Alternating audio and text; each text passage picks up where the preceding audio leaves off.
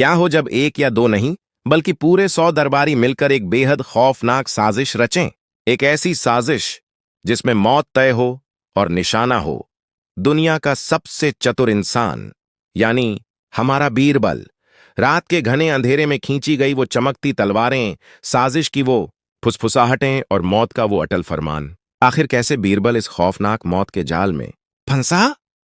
जब 100 दुश्मनों ने मिलकर चारों तरफ से मौत का घेरा बना लिया हो, तो क्या इंसान बच सकता है? नमस्कार दोस्तों, स्वागत है आपका आपके अपने पसंदीदा चैनल SN हिंदी स्टोरी में। आज हम आपको मुगल सल्तनत की वो रहस्यमयी और रोंगटे खड्डे कर देने वाली दास्तान सुनाने जा रहे हैं, जिसे इतिहास के पन्नों में भी बहुत खौफ के साथ याद किया जाता है। तो चलिए, बिना किसी देरी के इस रोमांचक और सांसें रोक देने वाली कहानी के सफर पर चलते हैं। बादशाह अकबर का दरबार अपनी शानो शौकत और अपने नवरत्नों के लिए पूरी दुनिया में मशहूर था।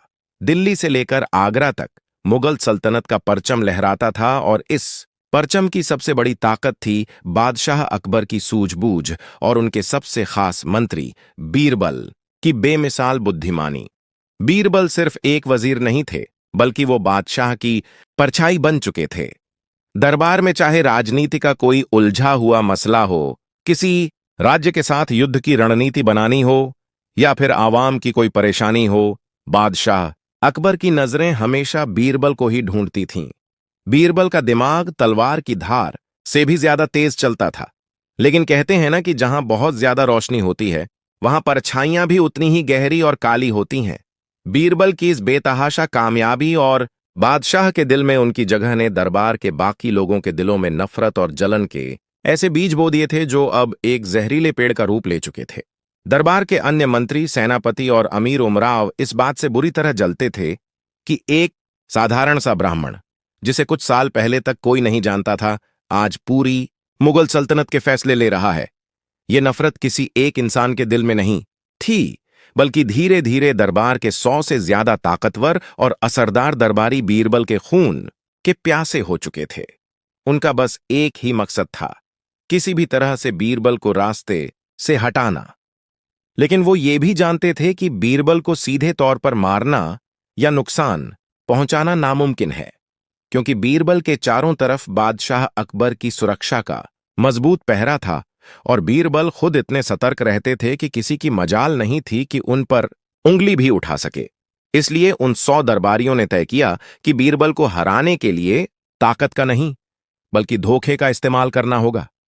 एक ऐसा खौफनाक धोखा जिसमें कातिल का पता ही न चले और बीरबल हमेशा के लिए इस दुनिया से रुखसत हो जाए। एक सर्द और तूफानी रात थी।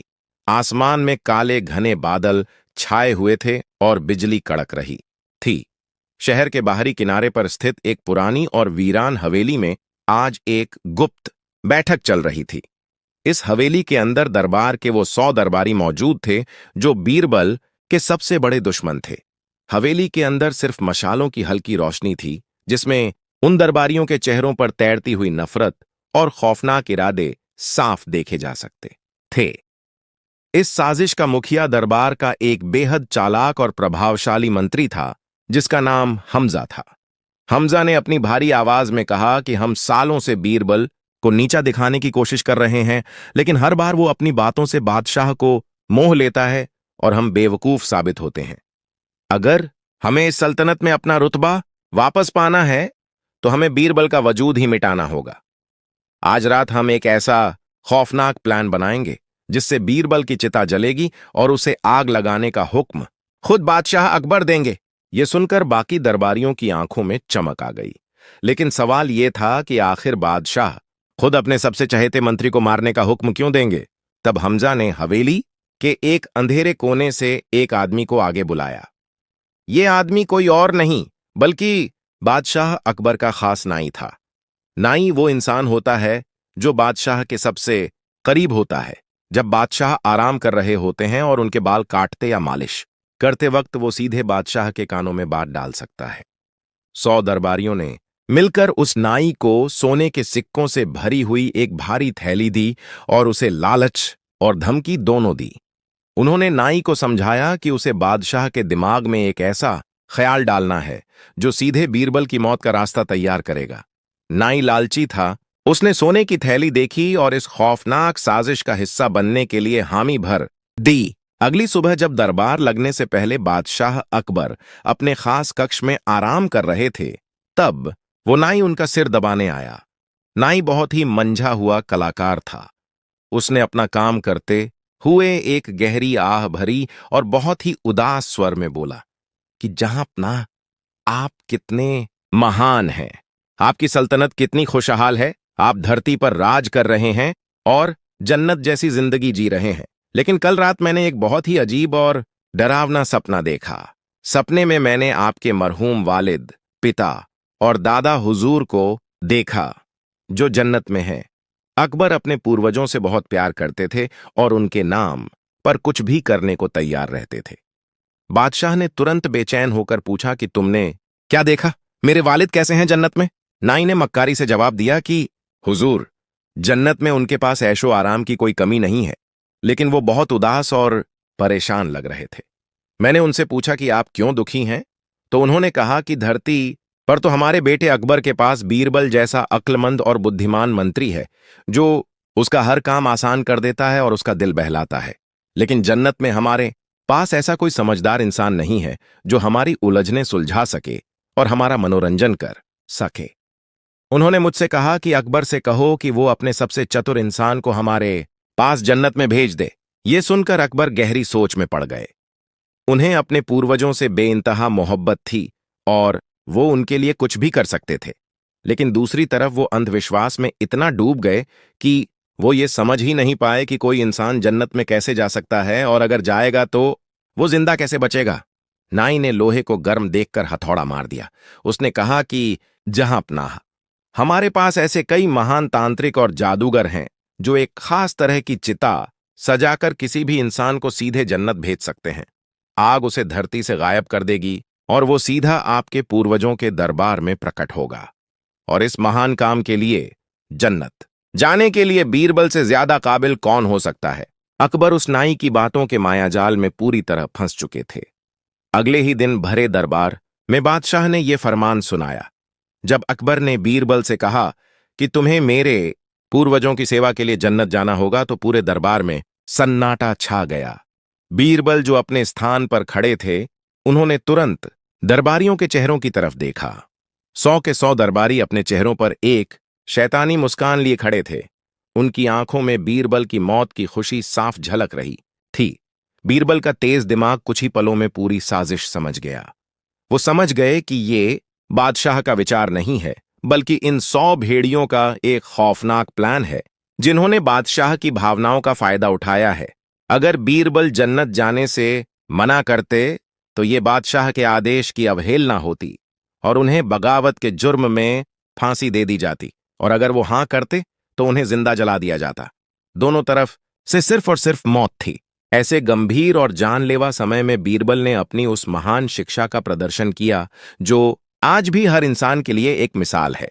बीरबल अक्सर कहते थे कि संकट चाहे कितना भी बड़ा क्यों ना हो, जो इंसान बुरे वक्त में अपना धैर्य और अपने होंठों की मुस्कान खो देता है, वो अपनी आधी लड़ाई बिना हथियार उठाए ही हार जाता है। जब विरोधी पूरी ताकत से आपके ऊपर वार करे तो उससे सीधे टकराने के बजाय अपनी बुद्धि का इस्तेमाल करके उसके वार की दिशा को मोड़ देना चाहिए। बीरबल ने अपने चेहरे पर जरा सी भी घबराहट नहीं आने दी। उन्होंने बहुत ही शांत भाव से मुस्कुराते हुए सिर झुकाया और कहा, जहांपनाह, ये तो मेरे लिए बहुत ही गर्व की बात है कि मुझे आपके पूर्वजों की सेवा करने का मौका मिल रहा है। मैं जन्नत जाने के लिए पूरी तरह तैयार हूं। बीरबल का यह जवाब सुनकर 100 दरबारियों के होश उड़ गए। उन्हें लगा था कि बीरबल गिड़गिड़ाएगा, भीख मांगेगा, लेकिन बीरबल की इस शांति ने उन्हें डरा दिया। बीरबल ने आगे कहा, लेकिन हुजूर, जन्नत का सफर बहुत लंबा होता है। मुझे वहां पहुंचने में समय लगेगा और मैं अपने परिवार को धरती पर बेसहारा नहीं छोड़ना चाहता। इसीलिए मुझे इस सफर की तैयारी करने और अपने परिवार के साथ आखिरी वक्त बिताने के लिए 1 महीने का समय चाहिए। साथ ही जन्नत में आपके पूर्वजों के लिए मैं खाली हाथ तो नहीं जा सकता, इसलिए मुझे खजाने से भारी मात्रा में अशर्फियां चाहिए ताकि मैं वहां जाकर आपके नाम का दान पुण्य कर सकूं।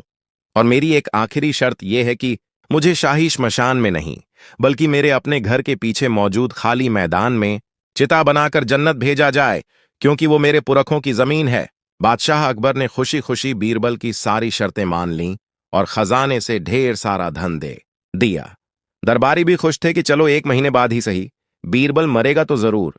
अब बीरबल अपने घर आ गए। 1 महीना बहुत तेजी से बीत रहा था, लेकिन बीरबल घर में खाली नहीं बैठे थे। बीरबल ने उसी दिन से अपने घर के अंदर एक गुप्त तहखाने का निर्माण शुरू कर दिया। उन्होंने अपने घर के कमरे से लेकर उस मैदान तक जहां चिता बननी थी, जमीन के नीचे एक बहुत ही गहरी और लंबी सुरंग खोदना शुरू कर दिया। ये काम बहुत ही गुप्त तरीके से रात के अंधेरे में किया जा रहा था। बीरबल और उनके सबसे भरोसेमंद सेवकों ने दिन रात एक करके वो सुरंग तैयार की। सुरंग का दूसरा सिरा ठीक उस जगह पर खुलता था जहां चिता लकड़ियों से सजाई जाने वाली थी। बीरबल ने उस गड्ढे के ऊपर एक लकड़ी का तख्ता रखवा दिया और उसे मिट्टी से ढक दिया। आखिरकार वो मनहूस दिन आ ही गया जिसका वो 100 दरबारी बेसब्री से इंतजार कर रहे थे। पूरे शहर में मुनादी करवा दी गई थी कि आज बीरबल जन्नत की यात्रा पर जा रहे हैं। लोगों की भारी भीड़ उमड़ पड़ी थी। मैदान के बीचों बीच लकड़ियों की एक बहुत बड़ी चिता सजाई गई थी। वो 100 दरबारी अपनी सबसे अच्छी पोशाक पहनकर आए थे, मानो किसी जश्न में शामिल होने आए हों।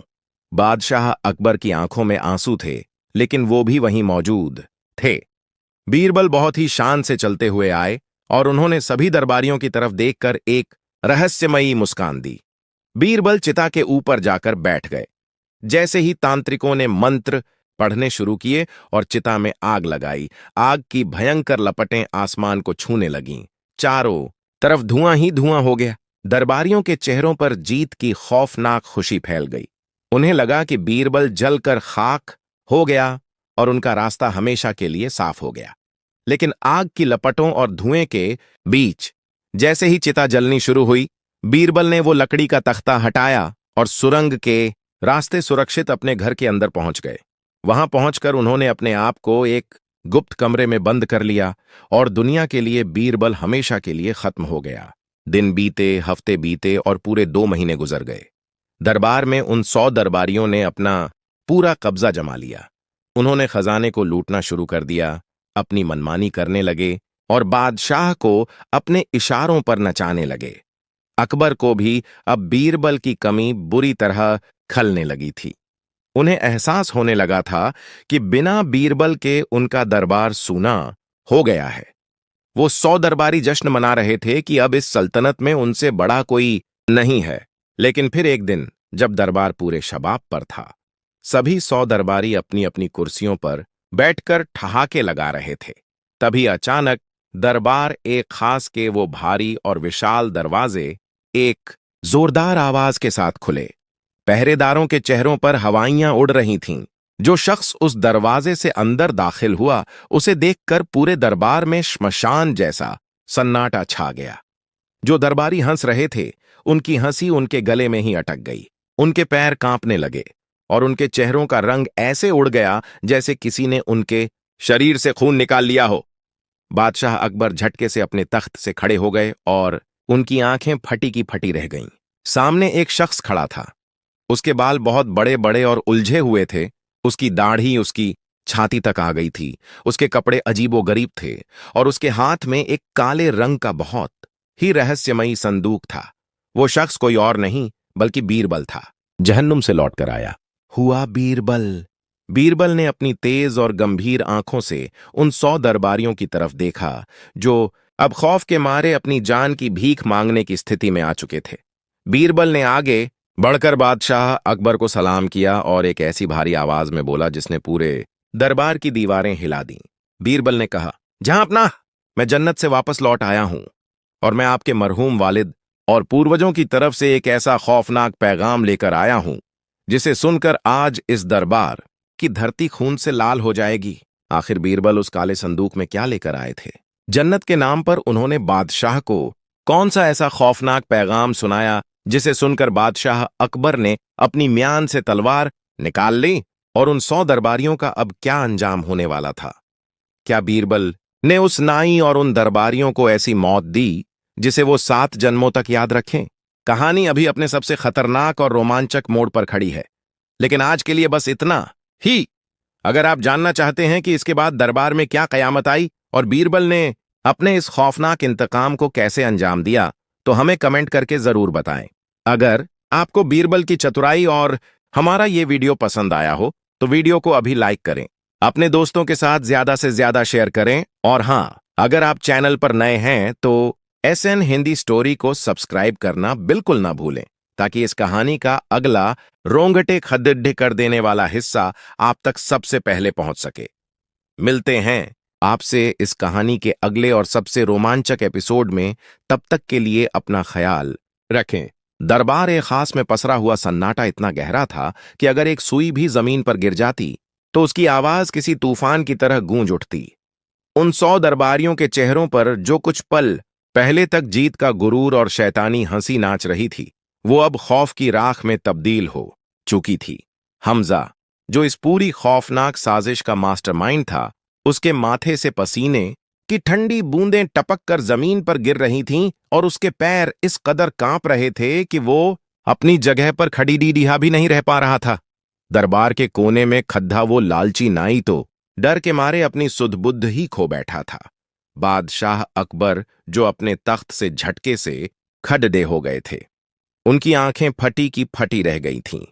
उन्हें अपनी आंखों पर यकीन ही नहीं हो रहा था कि जिस इंसान को उन्होंने खुद अपनी आंखों के सामने आग की भयंकर लपटों में जलते हुए देखा था, वो आज उनके सामने जिंदा कैसे खड़ा है। बीरबल का हुलिया देखकर हर किसी की रूह कांप रही थी।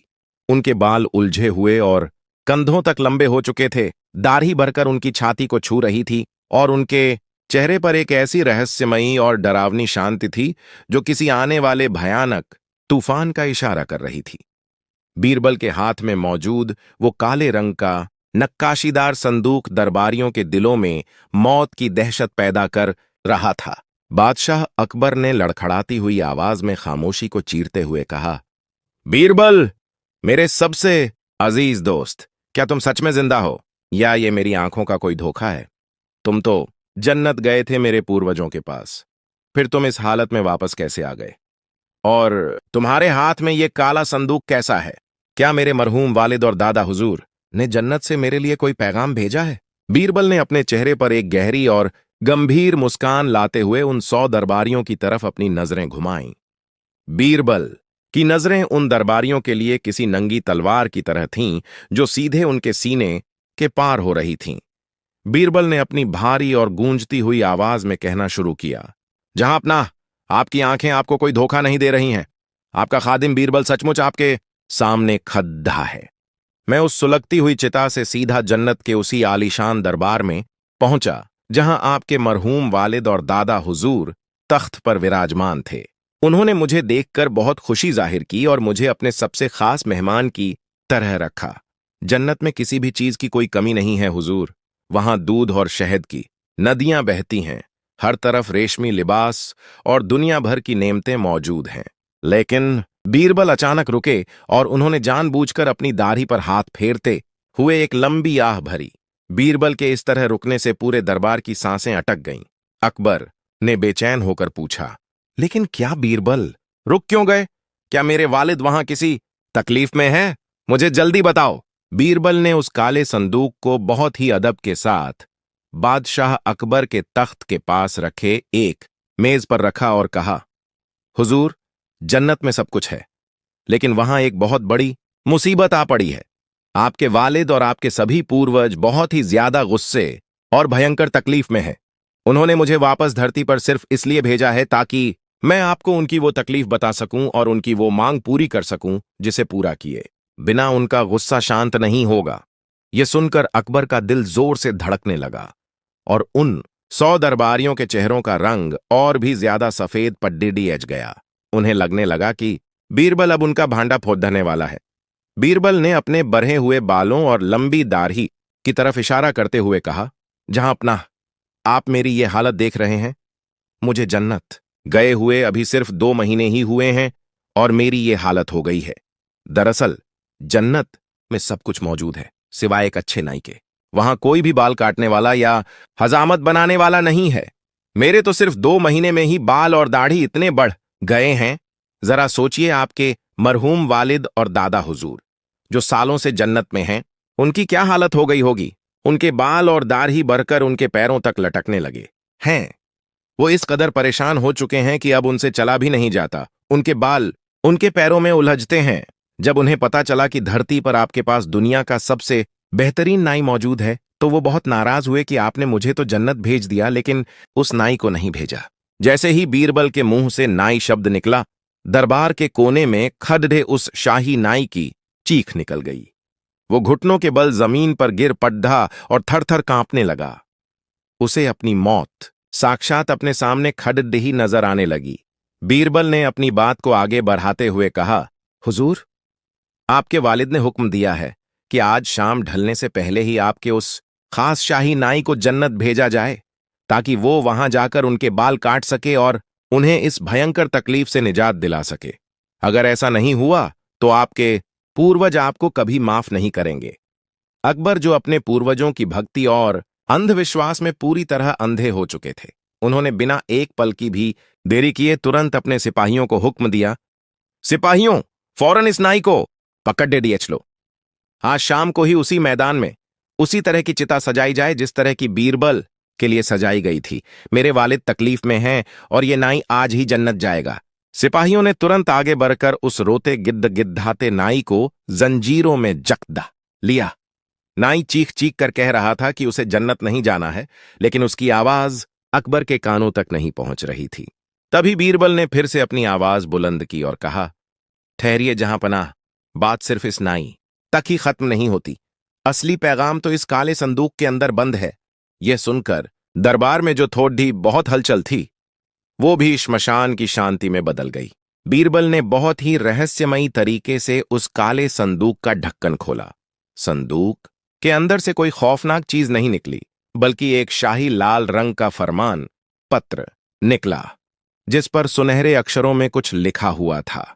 बीरबल ने उस फरमान को अपने हाथों में लिया और पूरे दरबार को दिखाते हुए कहा, हुजूर, ये आपके मरहूम वालिद का वो आखिरी और सबसे सख्त हुक्म है जिसे पूरा करना आपके लिए फर्ज है। आपके वालिद ने कहा है कि बीरबल की बातों से उनका बहुत दिल बहलता है, लेकिन जन्नत का दरबार बहुत बद्धा और सूना है। उन्होंने धरती पर आपके दरबार की बहुत तारीफ सुनी है। उन्होंने कहा है कि धरती पर आपके दरबार में जो 100 दरबारी बीरबल को जन्नत भेजने के लिए इतने उतावले थे और जिन्होंने इतने अच्छे तरीके से बीरबल को विदा किया, उन्हें वो 100 दरबारी बहुत पसंद आए हैं। ये सुनते ही उन 100 दरबारियों के पैरों के नीचे से जमीन खिसक गई। हमजा की आंखों के आगे अंधेरा छा गया। बीरबल ने फरमान को पढ़ते हुए आगे कहा, आपके वालिद ने साफ साफ लफ्जों में लिखा है कि उन्हें अपने जन्नत के दरबार को सजाने के लिए ठीक उन्हीं 100 दरबारियों की जरूरत है जिन्होंने बीरबल को भेजने का नेक काम किया था। उनका हुक्म है कि कल सुबह होने से पहले एक बहुत बड़ी सामूहिक चिता सजाई जाए और इन पूरे 100 दरबारियों को एक साथ जिंदा जलाकर जन्नत भेजा जाए, ताकि ये जन्नत में आकर हमेशा हमेशा के लिए आपके वालिद की सेवा कर सकें। और अगर आपने ऐसा नहीं किया तो आपके पूर्वजों की रूहें नाराज होकर इसी दरबार में भटकेंगी और पूरी मुगल सल्तनत तबाह हो जाएगी। बीरबल के इतना कहते ही दरबार में कोहराम मच गया। वो 100 के 100 दरबारी जो कुछ देर पहले तक पूरे दरबार पर अपनी हुकूमत चला रहे थे, वो एक साथ अपने घुटनों पर गिर पड़े। दरबार खास की वो शानदार फर्श उनके आंसुओं से भीगने लगी। जो दरबारी बीरबल को जलता हुआ देखकर जश्न मना रहे थे, आज मौत का साया उनके अपने सिर पर नाच रहा था। अकबर ने अपनी भारी आवाज में हुक्म दिया, मेरे वालिद का हुक्म मेरे लिए पत्थर की लकीर है। कल सुबह मैदान में एक विशाल चिता तैयार की जाए और इन 100 दरबारियों को पूरी इज्जत के साथ आग के हवाले करके जन्नत भेज दिया जाए। मौत को इतना करीब देखकर अब उन दरबारियों और उस नाई के पास सच्चाई उगलने के अलावा कोई रास्ता नहीं बचा था। मौत के खौफ ने उनके सारे गुरूर को चकनाचूर कर दिया था। हमजा ने रोते हुए बादशाह के कदमों में अपना सिर रख दिया और चीखते हुए बोला, हमें माफ कर दीजिए जहांपनाह, हम कोई जन्नत नहीं जाना चाहते। ये सब झूठ है। जन्नत जाने का कोई रास्ता नहीं है हुजूर। आग इंसान को जन्नत नहीं ले जाती, बल्कि उसे जलाकर राख कर देती है और दुनिया से हमेशा के लिए मिटा देती है। अकबर ने चौंकते हुए हमजा की तरफ देखा और गुस्से से पूछा, तुम्हारा क्या मतलब है? क्या तुम मेरे वालिद की सेवा करने से पीछे हट रहे हो? तब उस नाई ने जंजीरों में बंधे बंधे ही रोते हुए सारी सच्चाई उगल दी। उसने कहा, मुझे माफ कर दीजिए जहांपनाह। मुझे इन 100 दरबारियों ने सोने की भारी थैलियों का लालच दिया था। मुझे डराया धमकाया गया था कि मैं आपके दिमाग में ये झूठा सपना डालूं। ये कोई जन्नत का बुलावा नहीं था हुजूर, बल्कि ये बीरबल को रास्ते से हटाने की एक खौफनाक साजिश थी। ये सब बीरबल से जलते थे और उसे जिंदा जलाकर मारना चाहते थे। मैंने लालच में आकर आपसे झूठ बोला था। कोई जन्नत नहीं है, कोई चिता जन्नत नहीं ले जाती। ये सब बीरबल को कत्ल करने का एक बहुत बड़ा धोखा था। हम सब कातिल हैं जहां पनाह, हमें माफ कर दीजिए, हमें मत जलाइए। एक एक करके उन 100 दरबारियों ने भी अपने गुनाह कबूल कर लिए। उन्होंने रो रो कर बताया कि कैसे उन्होंने हवेली में वो खौफनाक प्लान बनाया था और कैसे वो पिछले 2 महीनों से बीरबल की मौत का जश्न मना रहे थे। ये सारी सच्चाई सुनकर बादशाह अकबर का चेहरा गुस्से से लाल हो गया। उनका शरीर क्रोध से कांपने लगा। उन्होंने अपनी म्यान से अपनी शमशीर तलवार निकाल ली और दहाड़ते हुए कहा, तुम गद्दारों की ये मजाल! तुमने मेरी भावनाओं से खेला। तुमने मेरे पूर्वजों के नाम का इस्तेमाल करके मेरे सबसे वफादार और अक्लमंद मंत्री की हत्या करने की कोशिश की। तुम लोगों ने मुझे इतना बड़ा धोखा दिया है कि इसकी सजा सिर्फ और सिर्फ मौत है। सिपाहियों, इन सभी 100 दरबारियों और इस नीच नाई को जंजीरों में बांधकर काल कोठरी में डाल दो। कल सुबह इन्हें जन्नत जाने के लिए नहीं, बल्कि गद्दारी के जुर्म में सरेआम फांसी पर लटकाया जाएगा। सिपाहियों ने तुरंत पूरे दरबार को घेर लिया और उन सभी गद्दारों को गिरफ्तार कर लिया। जब दरबार में शांति छाई तो अकबर ने अपनी तलवार नीचे की और नम आंखों से बीरबल को अपने गले से लगा लिया। अकबर ने भावुक होकर कहा, मुझे माफ कर दो मेरे दोस्त। मैं अंधविश्वास और अपने पूर्वजों के प्यार में इतना अंधा हो गया था कि मैं इन भेड़ियों की साजिश को समझ ही नहीं पाया। मैंने खुद अपने हाथों से तुम्हें मौत के मुंह में धकेल दिया था। लेकिन तुम बचे कैसे बीरबल? तुम उस धधकती हुई आग से जिंदा कैसे निकले? बीरबल ने मुस्कुराते हुए बादशाह को सारी सच्चाई बताई।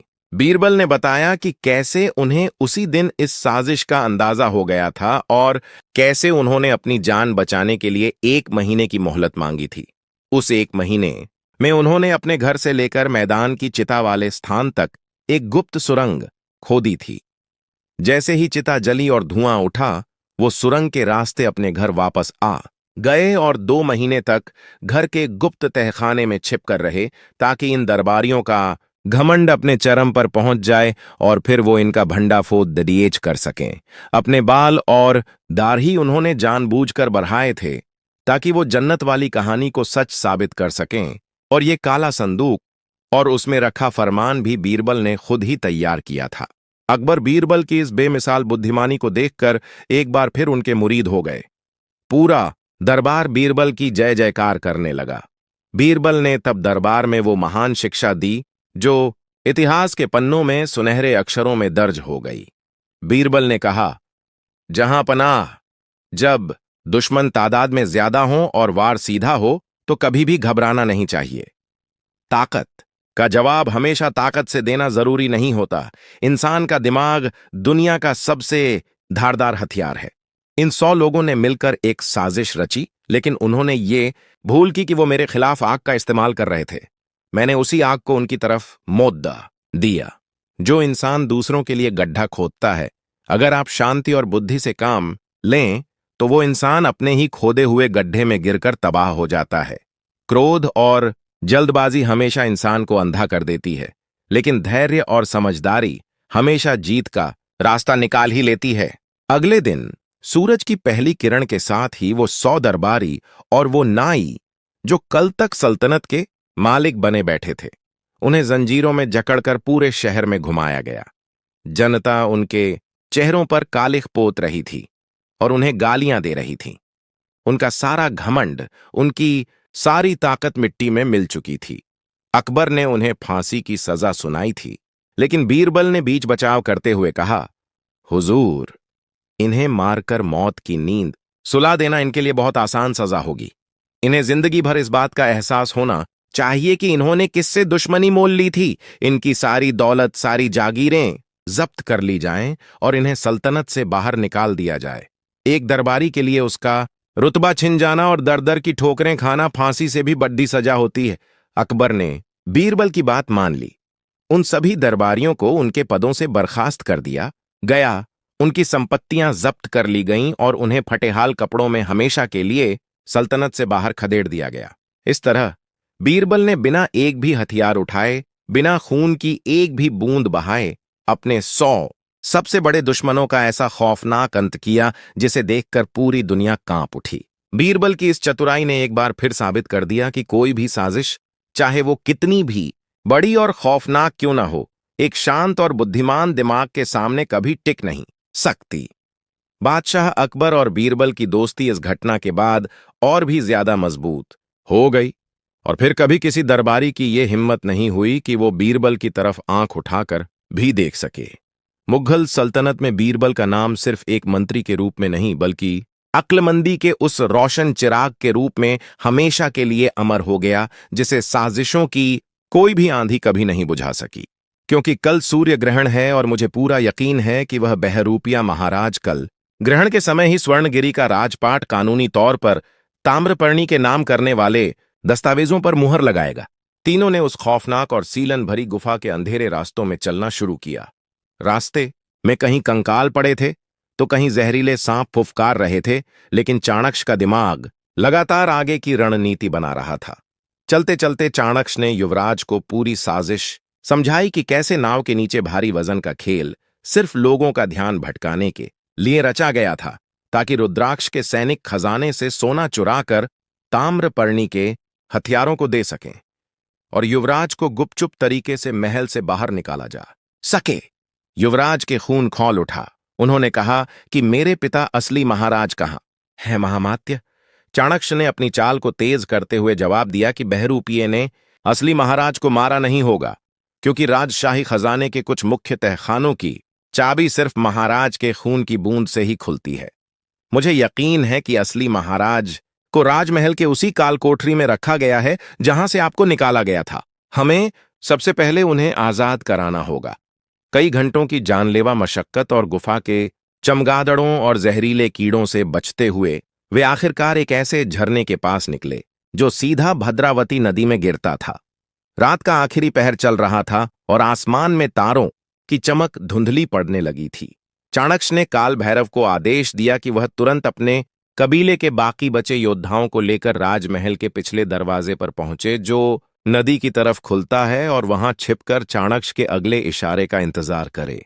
चाणक्य खुद युवराज को लेकर एक बहुत ही गुप्त रास्ते से स्वर्णगिरी की राजधानी में दाखिल हुए। राजधानी में एक अजीब सी खामोशी और तनाव का माहौल था। सूर्य ग्रहण के कारण पूरे शहर में लोगों को अपने घरों में रहने का आदेश दिया गया था और सड़कों पर सिर्फ ताम्रपर्णी के सैनिक गश्त कर रहे थे, जिन्हें महाराज के नाम पर महल की सुरक्षा के लिए बुलाया गया था। चाणक्य ने युवराज को एक साधारण भिक्षु के कपड़े पहनाए और खुद भी अपना चेहरा ढक लिया। वे दोनों महल के उस हिस्से की तरफ बढ़े जहां राजपुरोहित दुर्जन दास का कक्ष था। चाणक्य जानते थे कि महल के अंदर बिना किसी बड़े मोहरे के प्रवेश करना असंभव है और दुर्जन दास से बड़ा मोहरा कोई नहीं था। जब चाणक्य और युवराज दुर्जन दास के कक्ष की बालकनी से छुपकर अंदर दाखिल हुए तो उन्होंने देखा कि दुर्जन दास सोने की अशर्फियों से भरा एक संदूक लिए बैठा है और खुशी से पागल हो रहा है। चाणक्य ने पीछे से जाकर एक झटके में दुर्जन दास की गर्दन पर अपना खंजर रख दिया। दुर्जन दास की चीख गले में ही अटक गई। जब उसने पीछे मुड़कर देखा कि चाणक्य जिंदा है और उसके साथ युवराज भी हैं तो उसके होश उड़ गए। चाणक्य ने बहुत ही ठंडी आवाज में कहा कि दुर्जन दास, तूने अपनी मातृभूमि को चंद सोने के सिक्कों के लिए बेच दिया, लेकिन तू यह नहीं जानता कि ताम्रपर्णी का राजा किसी गद्दार को जिंदा नहीं छोड़ता। जिस सोने पर तू इतरा रहा है वह शापित है। दुर्जन दास ने कांपते हुए कहा कि मुझे माफ कर दो चाणक्य, मुझे नहीं पता था कि बात इतनी आगे बढ़ जाएगी। सेनापति रुद्राक्ष ने मुझे फंसाया है। चाणक्य ने कहा कि अगर अपनी जान बचानी है तो वही कर जो मैं कहता हूं। आज सूर्य ग्रहण के दरबार में तू मुझे और युवराज को अपने विशेष सेवकों के भेष में अंदर ले जाएगा। सुबह का सूरज जैसे ही आसमान में चढ़ा, उस पर ग्रहण का काला साया पड़ने लगा। पूरा सूर्य भवन एक बहुत ही खौफनाक और मनहूस रोशनी से भर गया। दरबार में आज कोई आम दरबारी नहीं था। सिर्फ ताम्रपर्णी के विशेष दूत, सेनापति रुद्राक्ष, राजपुरोहित और कुछ गिने चुने मंत्री मौजूद थे। सिंहासन पर वह बहरूपिया महाराज वीरभद्र पूरे शाही लिबास में बैठा था। उसके चेहरे पर एक अजीब सी कठोरता थी और उसकी आंखों में कोई भाव नहीं था। उसके ठीक बगल में ताम्रपर्णी का मुख्य सेनापति खड़ा था, जिसके हाथ में एक भूर्जपत्र था जिस पर स्वर्णगिरि के आत्मसमर्पण की शर्तें लिखी थीं। रुद्राक्ष बहुत ही गर्व से खड़ा था। उसे लग रहा था कि आज के बाद वह स्वर्णगिरि का नया राजा बनेगा। जैसे ही बहरूपिया महाराज ने उस आत्मसमर्पण के पत्र पर अपनी शाही मुहर लगाने के लिए अपनी अंगूठी उठाई, दरबार के मुख्य दरवाजे से राजपुरोहित दुर्जन दास अंदर दाखिल हुआ, जिसके पीछे 2 सेवक थे जिनके चेहरों पर नकाब थे। दुर्जन दास के पसीने छूट रहे थे और उसके पैर कांप रहे थे। उसने लड़खड़ाती आवाज में कहा कि रुक जाइए महाराज, यह मुहर नहीं लग सकती। पूरे दरबार में सन्नाटा छा गया। रुद्राक्ष ने अपनी तलवार के मूठ पर हाथ रखते हुए कहा कि राजपुरोहित, तुम्हारी यह जुर्रत कैसे हुई महाराज को रोकने की? तभी दुर्जन दास के पीछे खड़े एक सेवक ने अपना नकाब हटा दिया और उसकी वह तेज और रौबदार आवाज पूरे दरबार की दीवारों से टकराने लगी। वह आवाज चाणक्य की थी। चाणक्य ने कहा कि मुहर इसलिए नहीं लग सकती रुद्राक्ष, क्योंकि जो सिंहासन पर बैठा है वह स्वर्णगिरि का महाराज है ही नहीं, बल्कि एक नीच और मायावी बहरूपियां हैं। चाणक्य को जिंदा देखकर रुद्राक्ष के पैरों तले जमीन खिसक गई। बहरूपिया महाराज अपनी जगह से अचानक खड़ा हो गया और उसने गरजते हुए कहा कि सैनिकों, इस गद्दार चाणक्य को तुरंत गिरफ्तार कर लो और इसका सिर धड़ से अलग कर दो।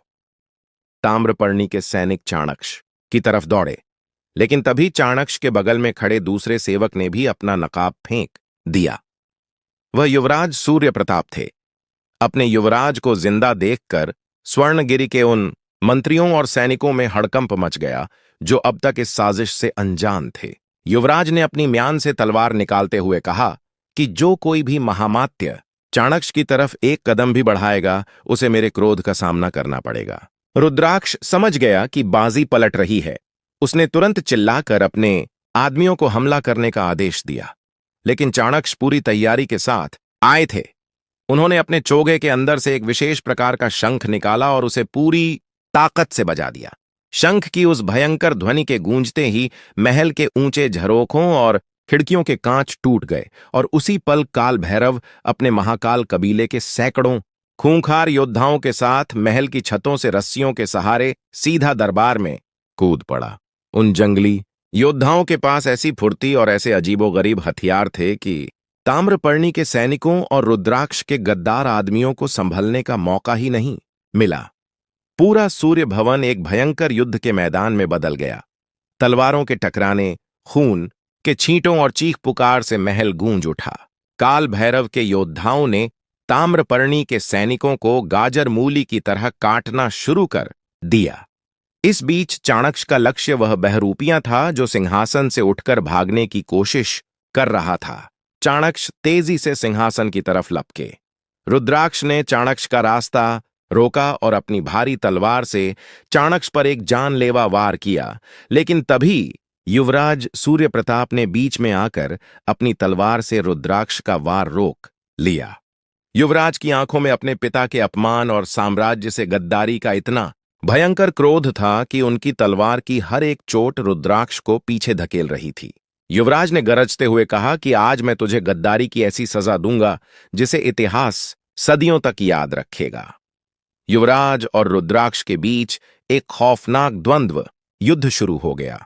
दूसरी तरफ चाणक्य ने उस बहरूपिये को पकड़ लिया जो महल के गुप्त दरवाजे से भागने की कोशिश कर रहा था।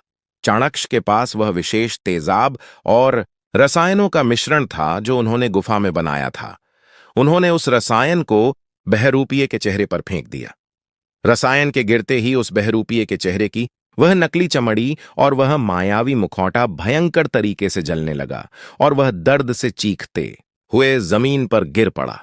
जब धुआं छंटा तो दरबार के सभी लोगों ने देखा कि महाराज वीरभद्र की जगह एक बहुत ही भयानक और डरावनी शक्ल वाला ताम्रपर्णी का तांत्रिक जमीन पर तड़प रहा है। यह दृश्य देखकर स्वर्णगिरि के उन सैनिकों की भी आंखें खुल गईं, जो अब तक दुविधा में थे। उन्होंने भी ताम्रपर्णी के दुश्मनों पर हमला कर दिया। चाणक्य ने समय बर्बाद किए बिना काल भैरव को अपने साथ लिया और सीधे महल के उन गुप्त काल कोठरियों की तरफ दौड़े जहां उन्हें असली महाराज के होने का शक था। वे काल कोठरियां इतनी गहराई में थीं कि वहां हवा भी मुश्किल से पहुंचती थी। कई पहरेदारों को मौत के घाट उतारने के बाद जब चाणक्य एक बहुत ही भारी लोहे के दरवाजे के पास पहुंचे तो उन्होंने देखा कि उस पर एक तांत्रिक ताला लगा हुआ है। काल भैरव ने अपने भारी गदा से उस दरवाजे को तोड़ दिया। अंदर का नजारा देखकर चाणक्य की आंखों में आंसू आ गए। स्वर्णगिरि के महान सम्राट वीरभद्र, जिन्हें कभी सूरज की तरह चमकता हुआ देखा जाता था, आज जंजीरों में जकड़े हुए, भूखे प्यासे और बेहद कमजोर हालत में जमीन पर पड़े थे। उनके शरीर पर कई चोटों के निशान थे और उनकी दाढ़ी बाल बढ़ चुके थे। चाणक्य ने दौड़कर महाराज की जंजीरें तोड़ी और उनके चरणों में गिर पड़े। महाराज वीरभद्र ने जब आंखें खोलीं और अपने सबसे वफादार महामात्य को देखा तो उनकी आंखों से भी आंसू छलक पड़े। उन्होंने लड़खड़ाती हुई आवाज में कहा कि चाणक्य, मुझे पता था कि अगर इस साम्राज्य को कोई बचा सकता है तो वह सिर्फ तुम्हारी बुद्धि है।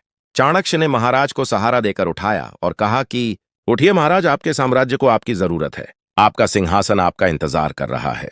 जब चाणक्य असली महाराज वीरभद्र को लेकर सूर्य भवन के मुख्य दरबार में पहुंचे तो वहां का दृश्य पूरी तरह बदल चुका था। युद्ध खत्म हो चुका था।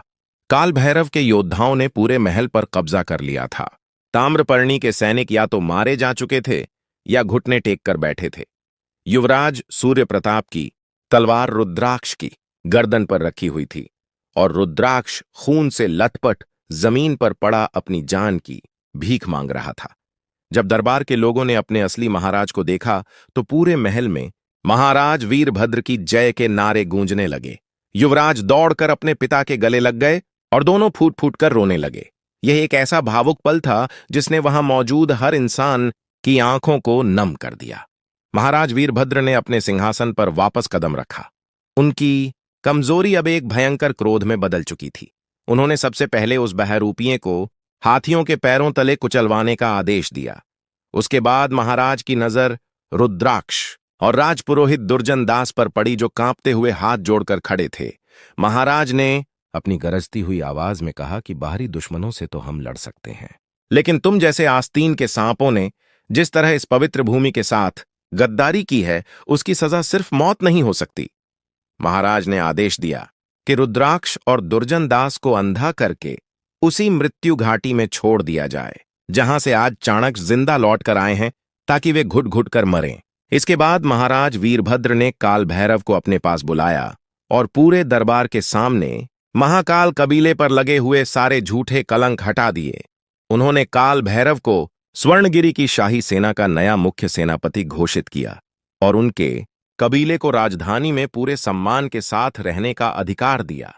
काल भैरव ने चाणक्य की तरफ कृतज्ञता भरी नजरों से देखा, क्योंकि चाणक्य ने जंगल में किया हुआ अपना वादा पूरा कर दिया था। अंत में महाराज वीरभद्र अपने सिंहासन से उतरे और सीधे चाणक्य के पास जाकर खड़े हो गए। पूरे दरबार में पिन ड्रॉप साइलेंस था। महाराज ने अपने सिर से अपना शाही मुकुट उतारा और उसे चाणक्य के सामने झुका दिया। महाराज ने कहा कि चाणक्य, तुमने आज सिर्फ एक चुनौती नहीं जीती है। तुमने आज सिर्फ एक साजिश का पर्दाफाश नहीं किया है, बल्कि तुमने आज इस पूरे साम्राज्य को पुनर्जन्म दिया है। तुम्हारी वह नाव जिसमें तुमने उस खूंखार जानवर को तोला था, वह नाव नहीं थी, बल्कि वह तुम्हारी बुद्धि का वह जहाज था जिसने आज स्वर्णगिरि को डूबने से बचा लिया। आज से इस साम्राज्य का हर एक निर्णय तुम्हारी मुहर के बिना अधूरा होगा। पूरा सूर्य भवन चाणक्य की जय जयकार से गूंज उठा। चाणक्य के चेहरे पर आज भी वही सौम्य और शांत मुस्कान थी जो उस दिन थी जब ताम्रपर्णी का दूत वह खूंखार जानवर लेकर आया था। यह जीत सिर्फ हथियारों या ताकत की नहीं थी, बल्कि यह जीत थी उस असीम धैर्य, उस गहरी सोच और उस अटूट विश्वास की, जो सिखाती है कि जब इंसान का दिमाग सही दिशा में चलता है तो वह बड़े से बड़े पहाड़ को भी राई बना सकता है। दोस्तों, इतिहास के पन्नों में चाणक्य की यह कहानी आज भी यह पैगाम देती है कि संकट कितना भी बड़ा क्यों ना हो, दुश्मन कितना भी ताकतवर क्यों ना हो और साजिश कितनी भी गहरी क्यों ना हो, अगर आपके पास एक शांत और तेज दिमाग है तो आप हर बाजी पलट सकते हैं। तो यह थी वह खौफनाक और रोंगटे खड़े कर देने वाली दास्तान जिसने स्वर्णगिरी के इतिहास को हमेशा के लिए बदल कर रख दिया। उम्मीद है आपको यह कहानी पसंद आई होगी। ऐसी ही और भी रहस्यमयी और रोमांचक कहानियों के लिए हमारे चैनल से जुड़े रहें। नमस्कार और धन्यवाद।